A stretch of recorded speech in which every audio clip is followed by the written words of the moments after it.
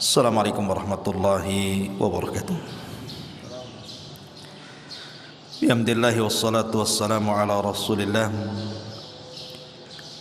wa ala alihi wa sahbihi wa mawalah wa la hawla wa la quwata illa billahi wa ba'du. Alhamdulillah, di pagi hari ini kembali kita bisa salat subuh berjamaah. Salawat dan juga salam kita hadiahkan kepada Rasul kita Nabi besar Muhammad sallallahu alaihi wa ala alihi wasallam. Ma'asyiral muslimin yang dimuliakan Allah Subhanahu wa taala, ada sebuah syair yang bagus untuk kita renungkan,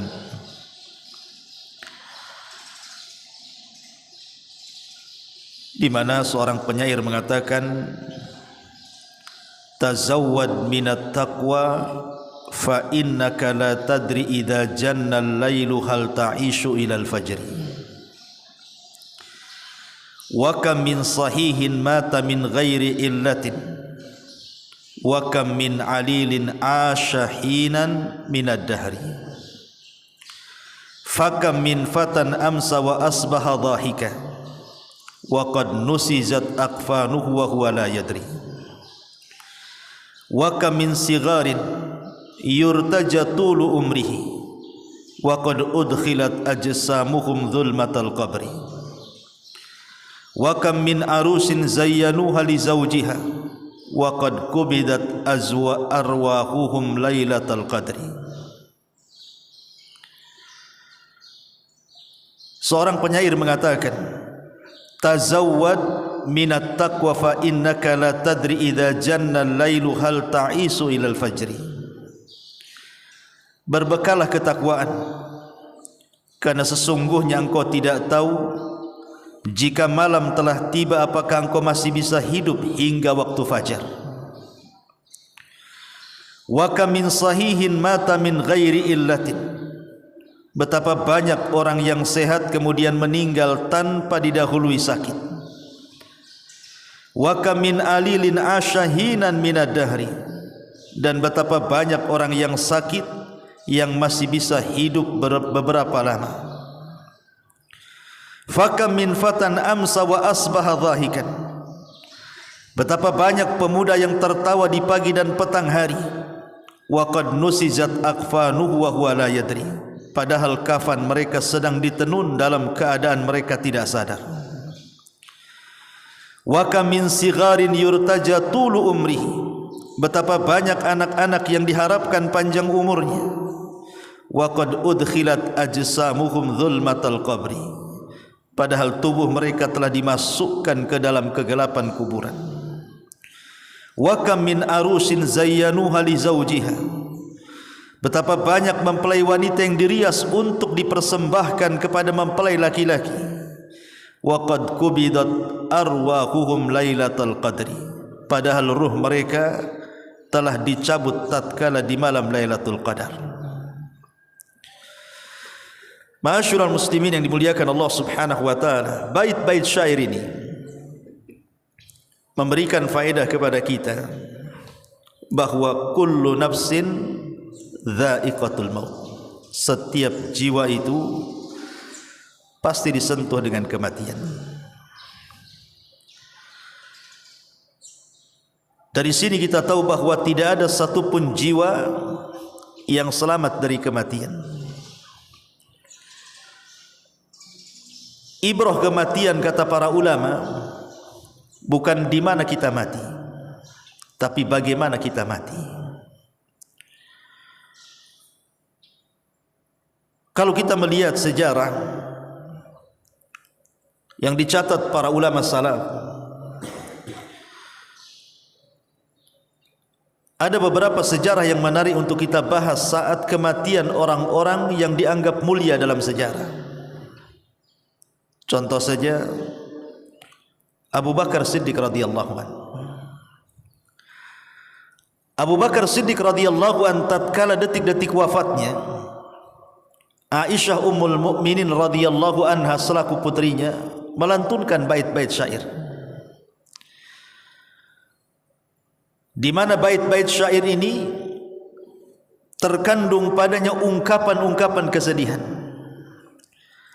Maka Abu Bakar radhiyallahu anhu mengatakan, wahai anakku, quli, katakan, wajaat sakratul mauti bil haqq dzalika ma kunta minhu tahid.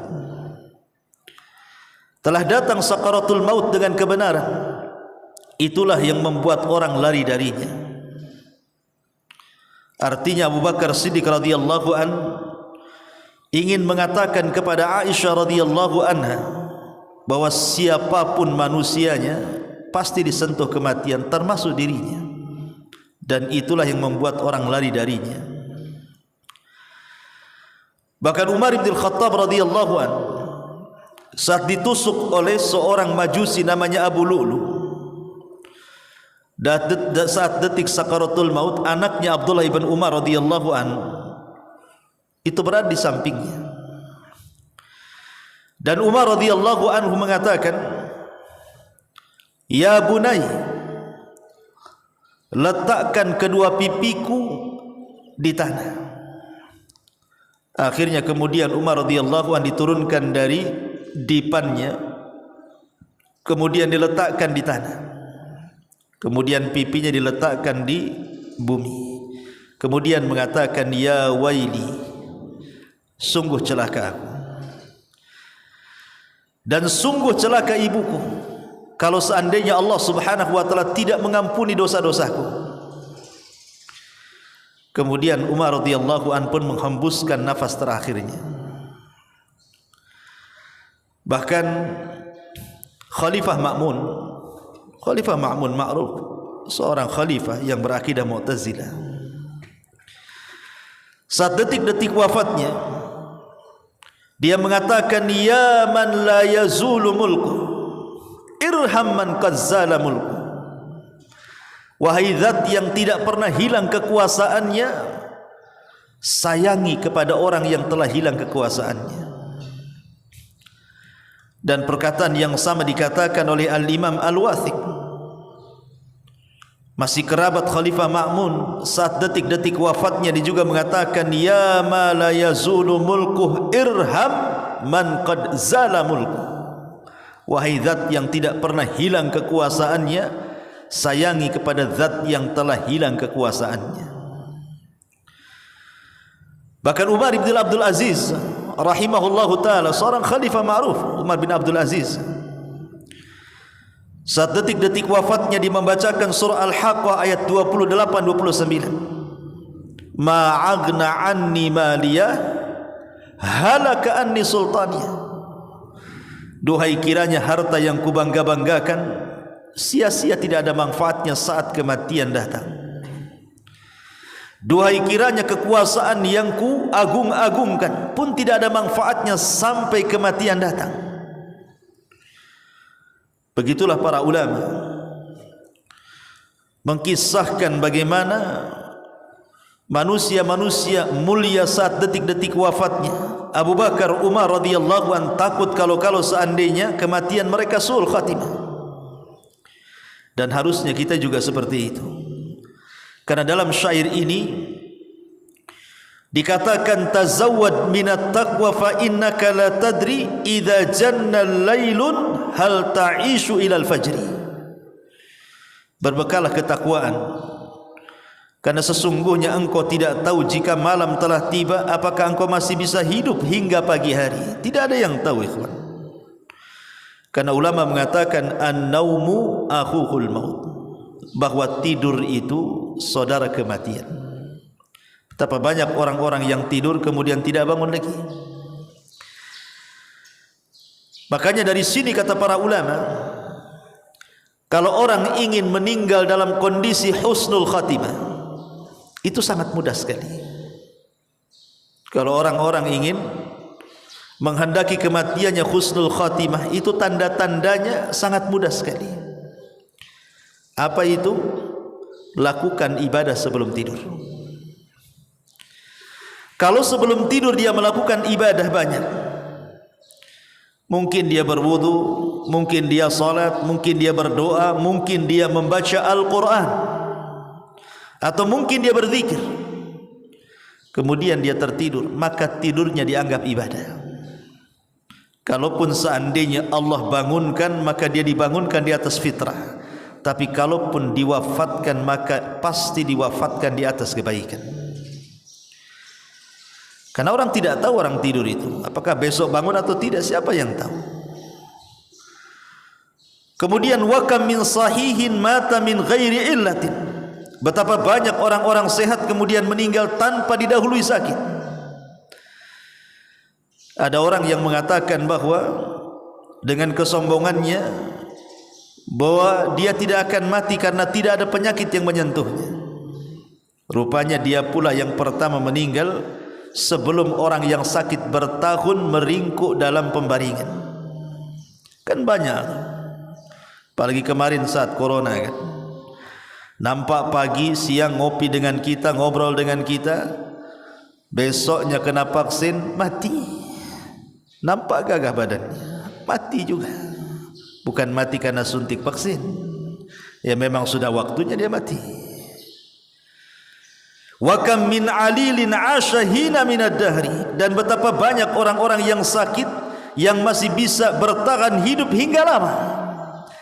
Kita lihat di rumah sakit itu, kadang-kadang ada orang yang menjaga orang yang sakit, yang menjaga mati duluan, yang sakit pula tak mati-mati. Karena sakit itu bukan tanda kematian, begitu juga sehat bukan tanda kehidupan. Karena kematian itu sudah ditakdirkan masalahnya. Ada seorang raja yang sangat kaya raya, penuh dengan kekuasaan, sombong dia, bawa pasukan dia. Tiba-tiba di tengah jalan dihadang oleh orang yang nampaknya dia fakir, menghalangi jalan sang raja ini. Kemudian sang raja marah dan mengatakan, "Man an? Siapa kamu? Menghindar kau dari jalanku?" Maka orang ini mengatakan, "Tidak, aku tidak akan menghindar dari jalanmu sampai aku ada hajat dan keperluan kepadamu." Maka orang-orang yang dibawa sang raja congkak zalim ini, sombong ini, berusaha untuk menyingkirkan orang yang menghalangi itu. Tapi sang raja kemudian turun dari kudanya dan mengatakan, "Ada apa dengan kamu?" Maka orang ini mengatakan, "Ada hajat keperluan kepadamu, tetapi hanya saya dan kamu saja. Jangan bawa prajuritmu." Akhirnya kemudian menyingkirlah sang raja dengan orang fakir tadi.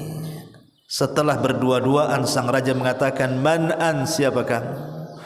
Maka orang ini mengatakan, "Ana malakul maut. Saya adalah malaikat maut."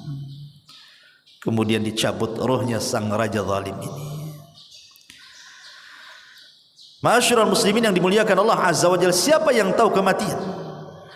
Nabi Allah Sulaiman alaihi salam sedang berdua duduk bersama perdana menterinya, ngobrol di sebuah ruangan. Tiba-tiba pintu diketuk. Kemudian Nabi Allah Sulaiman membuka pintu itu. Rupanya nampak orang yang sangat hitam, legam, menakutkan, dan matanya sangat tajam memandang perdana menteri itu. Kemudian ngobrol sebentar dengan Nabi Allah Sulaiman, orang yang menakutkan itu pergi. Sang menteri ngomong kepada Nabi Allah Sulaiman, "Siapa dia?" Maka Nabi Allah Sulaiman mengatakan, "Huwa malakul maut." Dia adalah malaikat maut, katanya, mau mencabut nyawa seseorang. Maka sang perdana menteri ini ngomong kepada Nabi Allah Sulaiman, "Jangan-jangan itu nyawaku yang akan dicabut, wahai Sulaiman. Bawa aku dengan kekuatan awanmu pergi dari sini. Terserah kau tempatkan di mana, asal jangan dia dipertemukan dengan aku," katanya.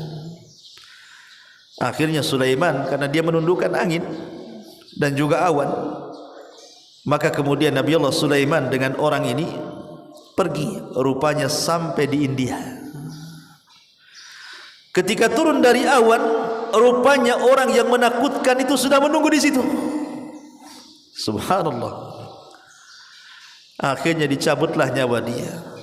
Dari sini Allah katakan, aynama takunu yudrikumul maut walau kuntum fi burujin musayyadah. Dimanapun kalian berada, kematian itu pasti menembus, walaupun kau bentengi rumah kamu dengan benteng yang sangat kokoh sekalipun. Malaikat maut tidak ada pantangan dengan benteng. Kalau waktunya mati, mati. Maka di sini, wa kam min sahihin mata min ghairi illah wa kam min alilin asyahina minad dahri. Betapa banyak orang yang sehat kemudian meninggal tanpa didahului sakit, dan betapa banyak pula orang sakit pasti bisa bertahan hidup dengan lama. Fakam min fatan amsa wa asbaha dhahikan wa qad nusijat akfanuhu wa huwa la yadri. Betapa banyak anak-anak muda yang tertawa di pagi hari dan petang hari, padahal kafan mereka sedang ditenun dalam keadaan mereka tidak sadar. Bahkan menurut penelitian para pakar, tingkat kematian hari ini antara orang-orang tua dan anak-anak muda itu lebih banyak dialami anak muda dibandingkan orang tua. Beda kalau dulu ya. Kalau dulu mungkin orang tua lebih banyak meninggal dibandingkan anak muda. Tapi hari ini terbalik. Justru anak-anak muda itu mati duluan sebelum orang tua. Tentu karena banyak faktor. Entah karena narkoba, entah karena minuman-minuman keras, belum lagi hidup di perjalanan gitu ya, dengan trek-trekan sepeda motor dan macam-macam. Sehingga tingkat kematian anak muda itu jauh lebih banyak dibandingkan orang tua. Dari sini kita katakan bahwa tua bukan alamat kematian, muda juga bukan berarti jauh dari kematian. Kematian itu menyasar siapa saja. Apalagi anak-anak muda di zaman sekarang gitu. Orang tua lama matinya karena di rumah saja.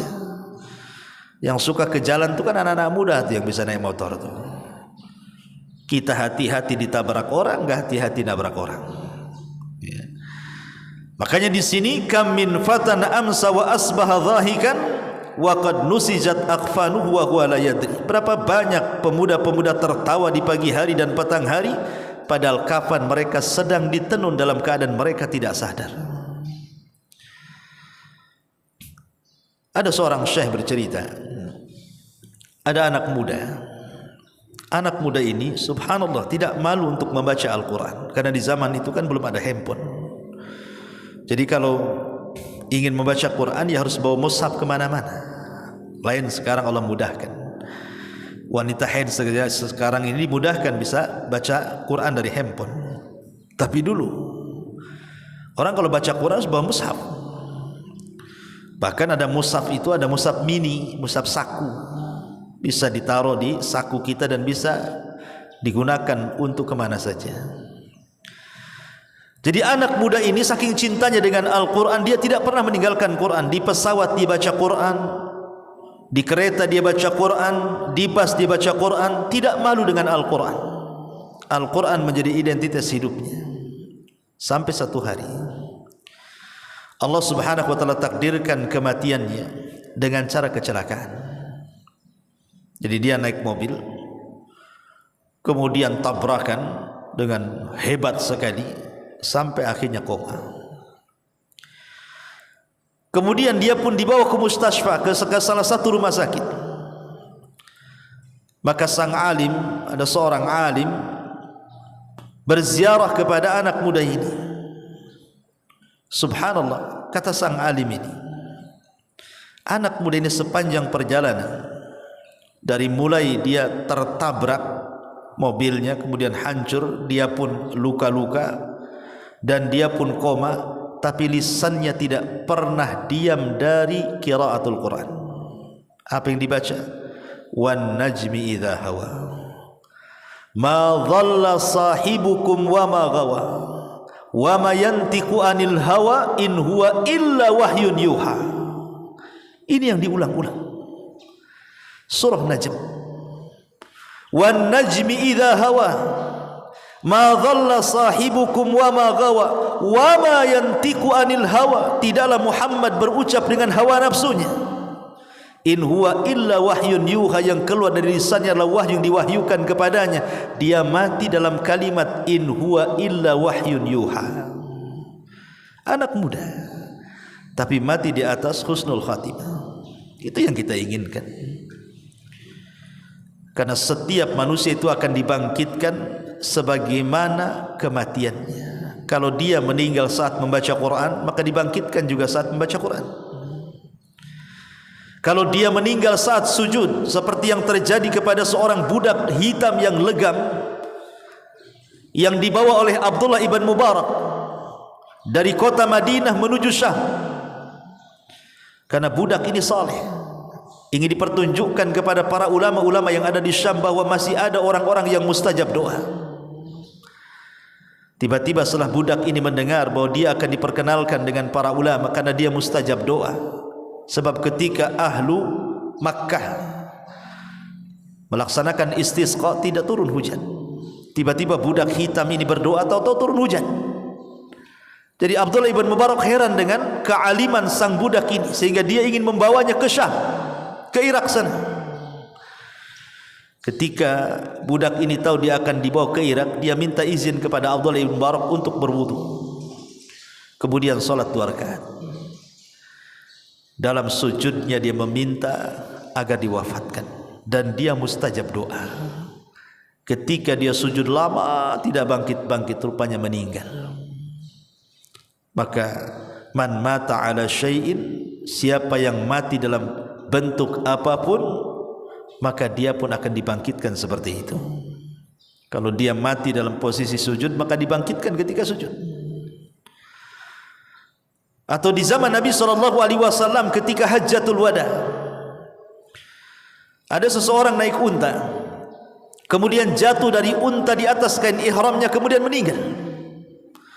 Kemudian Nabi SAW mengatakan, yub'atsuna yaumal qiyamati mulabbiyan, dia akan dibangkitkan kelak pada hari kiamat dan dia sedang mengucapkan talbiyah, labbaik Allahumma labbaik, labbaik la syarika laka labbaik, innal hamda wan ni'mata laka wal mulk la syarika lak. Begitulah manusia. Tentu ini yang husnul khatimah. Yang sul khatimah tentu beda lagi. Kemudian wa kam min saghirin yurtaja tulu umrihi wa qad udkhilat ajsamuhum zulmatal qabri. Betapa banyak anak-anak yang diharapkan panjang umurnya, padahal tubuh mereka telah dimasukkan ke dalam kegelapan kuburan. Lihat bayi-bayi itu yang harusnya mereka secara logika harusnya panjanglah usianya bayi-bayi itu, tapi betapa banyak bayi-bayi yang meninggal sebelum dia balik. Banyak sekali. Entah bayi itu dibunuh orang tuanya atau karena memang Allah takdirkan kematiannya. Tapi dari sini menunjukkan bahwa kematian itu tidak pernah melihat usia. Mau bayi, mau remaja, mau dewasa, mau anak muda, mau sudah tua, kematian itu menyasar kepada siapapun. Karena kematian itu sebuah kepastian yang pasti dialami manusia, datangnya pun tanpa pemberitahuan, dan dia bukan akhir dari sebuah perjalanan. Wa kam min arushin zayyanuha li zawjiha wa qad kubidat arwahuhum lailata qadri. Betapa banyak mempelai wanita yang dirias untuk dipersembahkan kepada mereka para mempelai laki-laki, padahal ruhnya telah dicabut tatkala di malam Lailatul Qadar. Kita sering mendengar berita seorang pengantin yang baru menikah, tahu-tahu ketika akan meninggal. Saya lihat di YouTube itu ada orang habis akad meninggal dia. Bahkan ketika hantaran, maksudnya mau melaksanakan akad, naik mobil gitu dengan keluarganya, kecelakaan tuh, masuk jurang, mati semua pengantin-pengantinnya. Padahal pengantin sebelum meninggal, saya yakin malamnya itu sudah menghayal dia. Pastilah menghayal. Yang namanya pengantin pasti menghayal. Tapi dia tidak pernah menghayal kematian, dia menghayal kesenangan. Tetapi kullu nafsin dha'iqatul maut, setiap jiwa itu pasti ada jatah kematiannya. Tetapi saya ulang dari awal bahwa ibrah itu bukan di mana kita mati, tapi bagaimana caranya kita mati.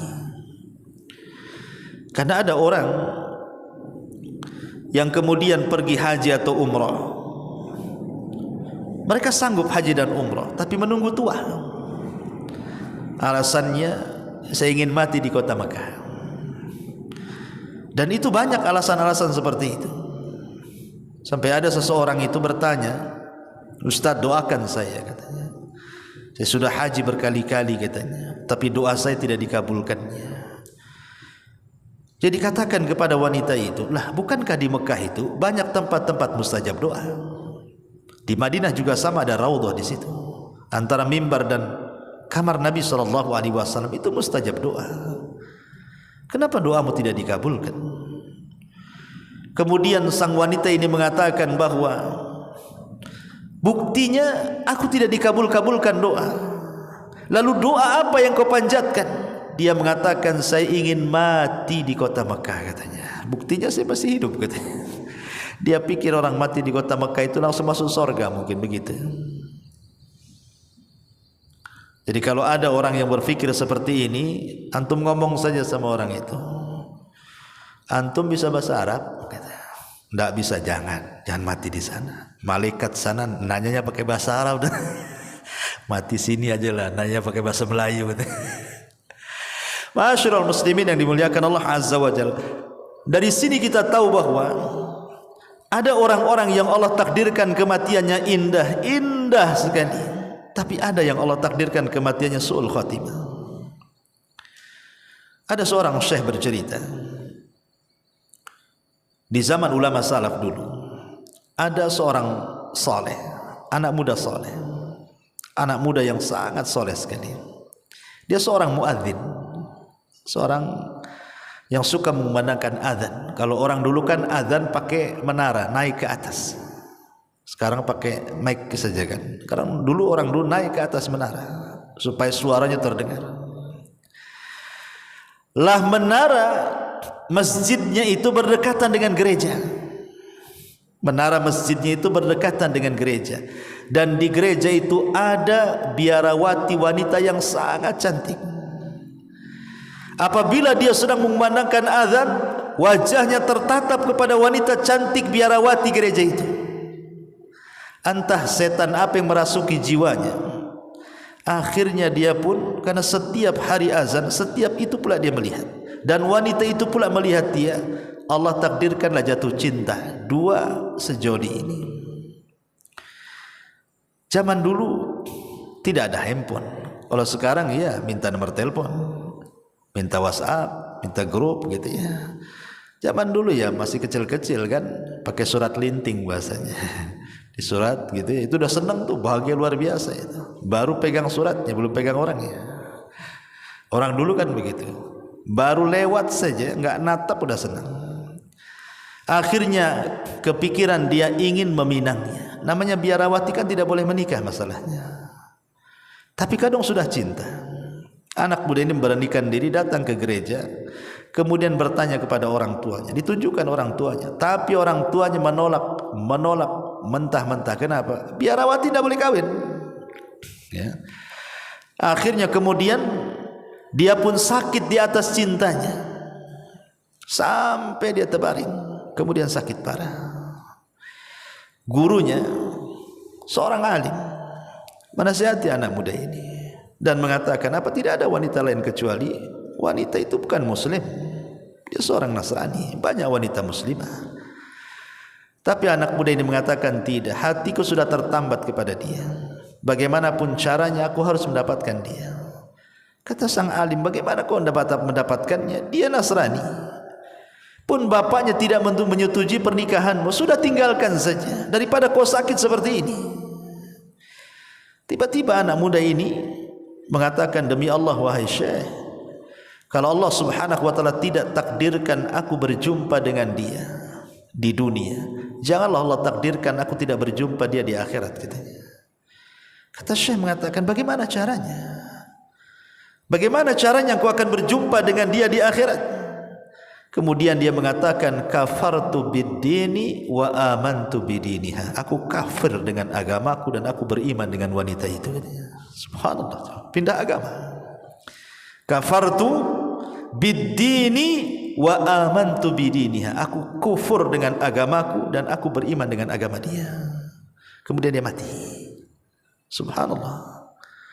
1 tahun setelahnya, kemudian wanita itu mendengar bahwa laki-laki yang mencintainya sakit kemudian meninggal. Dia pun sakit. Sakit di atas cinta dua-duanya. Maka Syekh ini mendatangi wanita itu dan menasihati. Wanita itu juga mengatakan, engkau sudah tahu masalahku dengan laki-laki itu, wahai Tuan? Ya, sudah tahu. Kemudian dia pun mengatakan kalimat yang sama, kalau Allah takdirkan aku tidak berjumpa dengan dia di dunia, janganlah kemudian Allah takdirkan aku tidak berjumpa di akhirat, katanya. Kata Syekh ini, bagaimana caranya? Dia mengatakan, kafartu bid-dini wa amantu bidinihi. Aku kufur dengan agamaku Nasrani, aku beriman dengan agama dia Muslim. Subhanallah. Allah pisahkan di dunia, Allah pisahkan lagi di akhirat. Enggak ketemu. Yang satu masuk Nasrani, yang satu pula masuk Islam, agak silang. Ya. Tapi begitulah kematian. Sampai ada seorang syekh juga bercerita, ada anak muda saleh, talabul ilmi. Dia mencari pekerjaan. Akhirnya kemudian dia dapatlah pekerjaan di kapal yang suka mengangkut kontainer-kontainer besar dari negara ke negara. Akhirnya dia pun naiklah ke kapal tersebut. Kebetulan kapal ini mengarah ke India. Karena dasarnya orang alim, dia berusaha berdakwah di atas kapal itu. Di kapal itu tidak pernah ada orang azan, dia azan. Tidak pernah ada orang qomat, dia qomat. Tidak ada orang pernah solat berjamaah, dia ajak orang satu kapal solat jamaah. Senanglah orang-orang kapal itu. Sampai pada waktunya kapal ini menyandar di sebuah kota isinya maksiat. Kota itu maksiat semuanya. Kemudian setelah tahu anak muda ini bahwa kapalnya harus ngedok di situ, bersandar di situ karena harus menurunkan barang dan menaikkan barang, dia pun tidak berani turun karena dia tahu ini negara syubhat. Tetapi kawan-kawannya berusaha untuk mengajak dia, ayolah turun, masa kau enggak bosan di kapal, katanya. Turunlah, nengok-nengok saja. Tapi anak muda ini tak mau. Sampai pada waktunya entah setan apa yang merasuk kepada dia. Penasaran kenapa kawan-kawannya setiap hari turun, pagi, pulang, petang, begitu. Jadi ikuti dari belakang. Rupanya kawan-kawannya mengarah ke mana? Ke tempat lokalisasi, ke tempat pelacuran narkoba, khamr dan begitu seterusnya. Langsung dia pergi. Ketika melihat, langsung dia pergi. Sebelum dia pergi, Allah takdirkan wajahnya ditatapkan dengan seorang wanita pelacur yang sangat cantik. Kemudian dia pergi.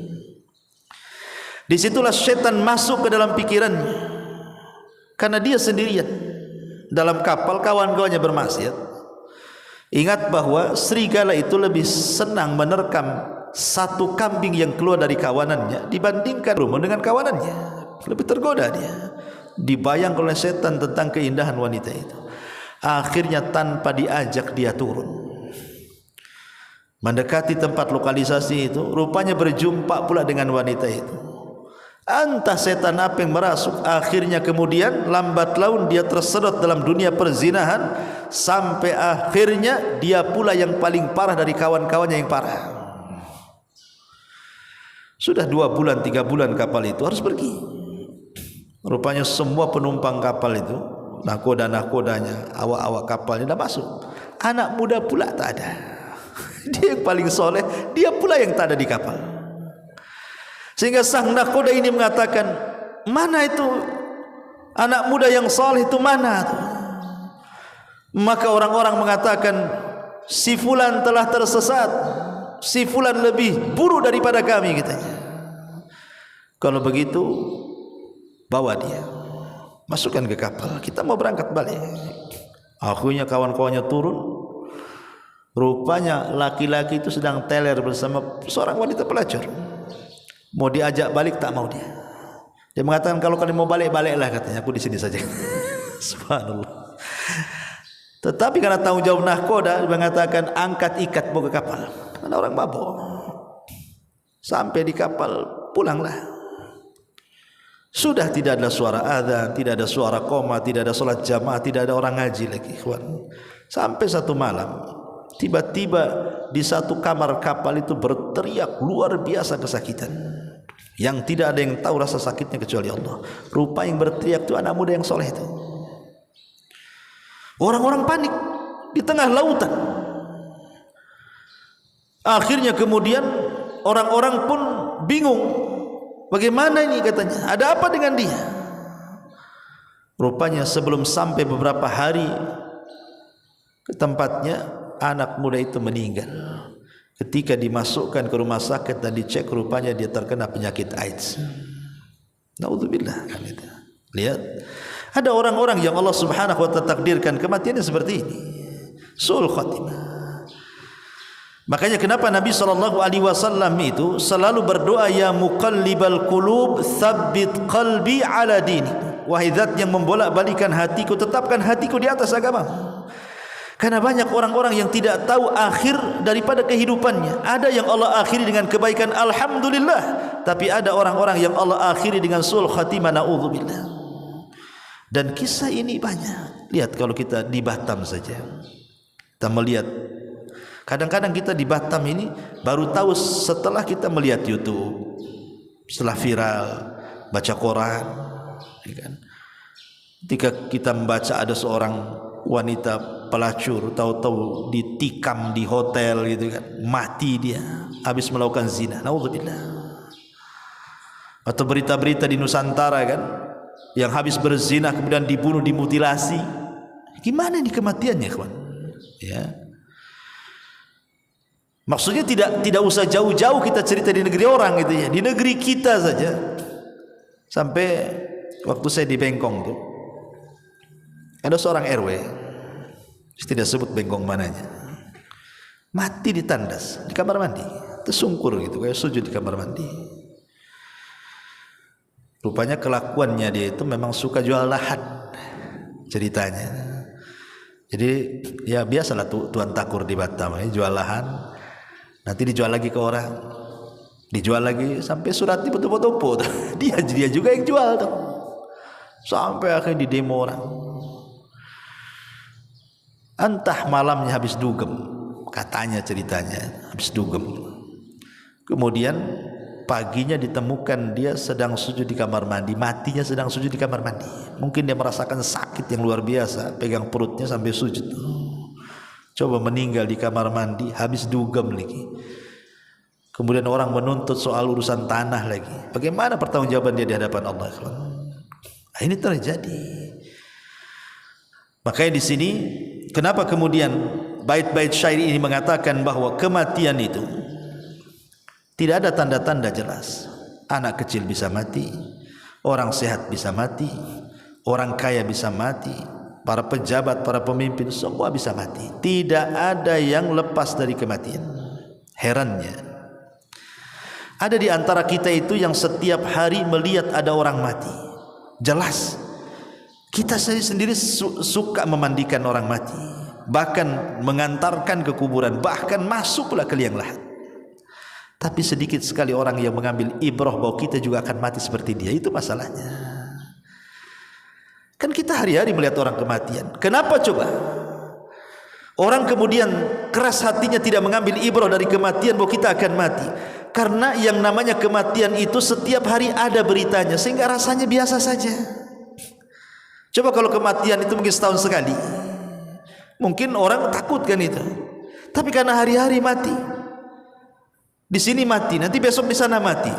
Bahkan kita pula yang memandikan orang mati, sudah biasa jadinya. Kebiasaan itulah menjadikan kematian bukan perkara yang luar biasa bagi kita. Itu pula yang menjadikan kita tidak bisa mengambil ibrah kematian.